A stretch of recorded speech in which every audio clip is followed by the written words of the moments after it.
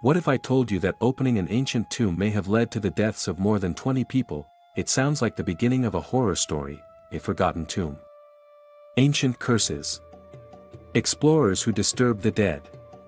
And then start dying one by one, but this story isn't fiction. It begins in 1922, with one of the most famous archaeological discoveries in history, the tomb of Tutankhamun. For centuries, the Valley of the Kings in Egypt had been searched by archaeologists. Many believed all the royal tombs had already been found, but one British archaeologist refused to give up. His name was Howard Carter. For years, Carter searched the desert sands with little success. Funding was running out, patience was fading, and many experts believed the search was pointless. But Carter had a powerful supporter, a wealthy British aristocrat named George Herbert, 5th Earl of Carnarvon. Carnarvon financed the expedition, allowing Carter to continue digging when others would have quit. Finally, in November 1922, something incredible happened. Workers uncovered a staircase hidden beneath the sand. At the bottom of the steps stood a sealed doorway, and behind that doorway was a tomb that had been hidden for more than 3,000 years. When Carter first peered inside the chamber, he later described seeing wonderful things. Golden statues, chariots, jewelry, and eventually, the sealed burial chamber of the young pharaoh Tutankhamun himself. It was one of the greatest archaeological discoveries ever made, but very soon, the excitement turned into something darker. Just a few months after the tomb was opened, Lord Carnarvon fell seriously ill. The story goes that he had been bitten by a mosquito. The bite became infected. Blood poisoning followed, and in April 1923, Carnarvon died in Cairo. Almost immediately, rumors began to spread. Some newspapers claimed there had been a warning on the tomb itself. A supposed inscription that said something like, "Death shall come on swift wings to him who disturbs the king's peace." Whether that inscription actually existed is still debated, but the newspapers loved the story. They began calling it the Curse of the Pharaohs. And then something else happened. More people connected to the excavation began to die. Over the next several years, around 20 individuals linked to the discovery passed away. Some were archaeologists, some were visitors to the tomb, others were members of the expedition team. Every time someone died, the story grew. The curse was blamed again and again. To the public, it looked terrifying. An ancient king disturbed after 3,000 years, taking revenge on those who entered his tomb.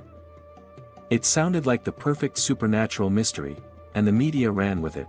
But when scientists and historians looked closer, the story became less mysterious. First, the number of deaths was often exaggerated.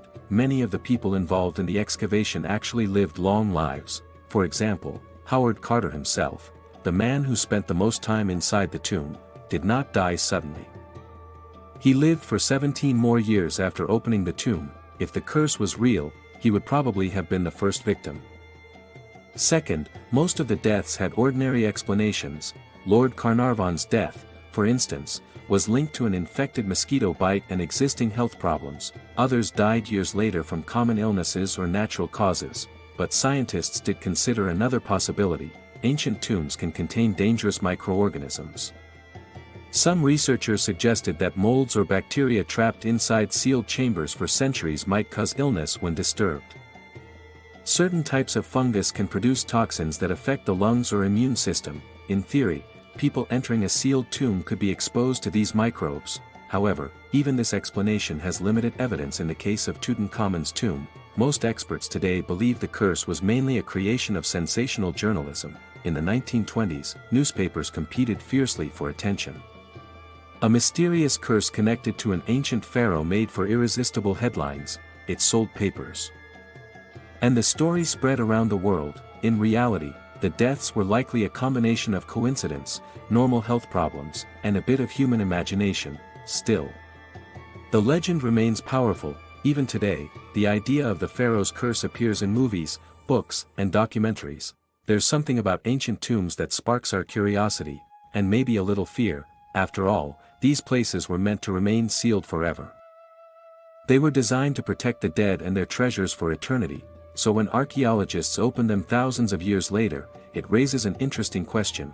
Are we simply studying history, or are we disturbing something that was meant to stay untouched? most scientists say the curse of the pharaohs is just a myth, but the mystery still fascinates people 100 years later, and maybe that's part of the magic of archaeology.